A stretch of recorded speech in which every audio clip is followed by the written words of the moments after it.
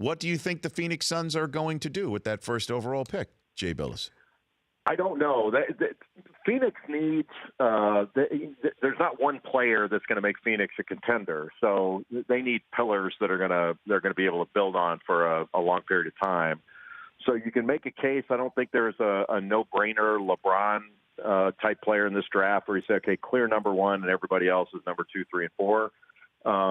I do think that DeAndre Ayton of Arizona is the top prospect in the draft. But I think you could make a credible case, especially considering how well Phoenix knows Luka Doncic, the Slovenian kid that's playing for Real Madrid, that, in today's game, having a 6'8" guard that can really pass the ball and the ball will move with him in the game, you could put a high value on that. And he's young with experience way beyond his years, having played against men for so long. Playing in Europe. So to me, it would be between those two.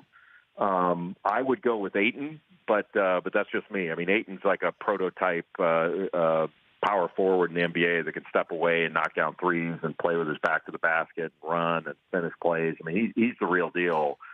But there's a good case to be made for Doncic as well. Well, yeah, obviously the fans would know Ayton more up close and personal in that regard, but I imagine that's not the reason why a team should go ahead and make a trade, because the Suns fans could fall in love with Doncic the minute he shows up, right? So, oh yeah, I don't think you go like I think teams have made mistakes going with sort of the local kid, thinking well it's going to sell tickets, and that lasts for all of about 15 minutes. I remember with New York, everybody was so disappointed with Kristaps Porzingis. Yes.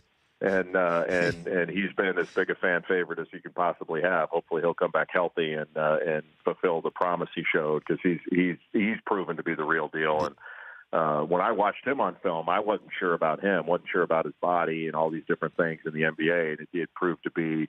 He really was a unicorn as far as how successful he was right away. The Rich Eisen Show, weekdays at noon Eastern on Audience.